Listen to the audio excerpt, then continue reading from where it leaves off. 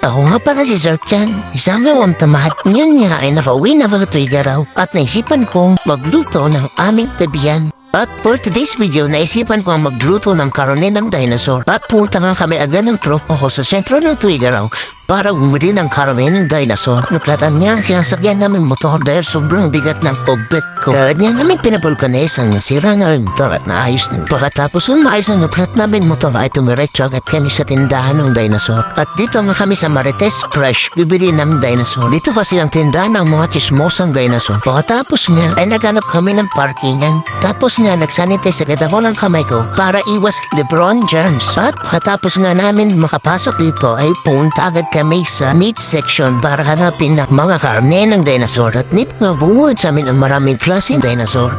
At bumili nga kami ng 1/2, 1/4 disappear na dinosaur. At pagkatapos nga nang bumili ng karne ng dinosaur ay naganap kami ng mga requirements nito. At bumili nga ako ng bawang na pangangkras sa aswang. Tapos dinagdagan ko na rin ng sibuyas na pampotog. Tapos dinagdagan ko pa ng daon ng sibuyas na pampotog din. Tapos nga naghanap ako ng gulay na mustasa, yung kulay puti. At pagkatapos nga naming mamili ng mga requirements ay nagbayad na kami sa Counter-Strike.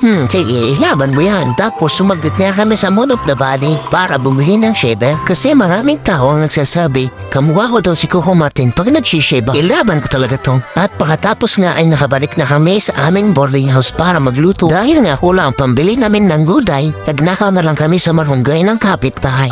Buti na lang wala yung may-ari ng wadonggay, kundi na sharpshooter sana kami. Yun nga tinakpan ko muna yung maitim kong kilikili. Tapos binari-bali ko na yung mga sanga ng malunggay. Talaga namang masya-sharpshooter kami ng may-ari sa pinagagawa namin. Pero goods naman na din to kasi nagpaalam naman kami sa puno. Huy, bawal yun! At pagkatapos ko nga gumawa ng pinagbabawal at tekniyon ko na rin hinimay yung malunggay para madatnan ako ng may-ari. Para pagdating niya, doon na ako magpapaalam. Tapos nagtanong ko kung sino yung may-ari. Sabi ng mga kapitbahay namin ay wala daw yung may-ari, nasa moon daw. At pagkatapos ko nga maghimay ng malunggay ay tatadtarin na namin ang binili naming dinosaur. At yun nga, hasain na nga ng kasama ko ang kanyang legendary kitchen knife na nagmula pa sa manahon ng dinosaur na nabilihan ng 300,000 million at hinampas na nga ng bonggang-bongga ang nabili namin na kami ng dinosaur. Pero mukhang naubos na ang powers ng aming legendary kitchen knife. Sige pa, ilalaban ko talaga to. At pagkatapos nga ng 10 oras ay nabiyak-biyak na namin. Sige Brad, push mo yan. At pagkatapos nga ay isusunod na natin hiwain ang ating pampauto. At iniwa ko lang na ito ng bite size. Bite size? At pagkatapos nga pinitpit ko na ang bawa ng aming legendary kitchen knife. Pagkatapos binalatan ko ito. Ay, for the good. Pagkatapos nga susunod na natin hiwain ang ating repolyo. Uy, iba yun. Tanggalin muna natin ang balot ng ating sayote. Hindi nga yan. Kanina ka pa. At tapos hugasan na nga natin ang ating pechay. Ano ba naman to? Ang gulo mo magluto? Tapos hiwain na nga natin ang ating carrots.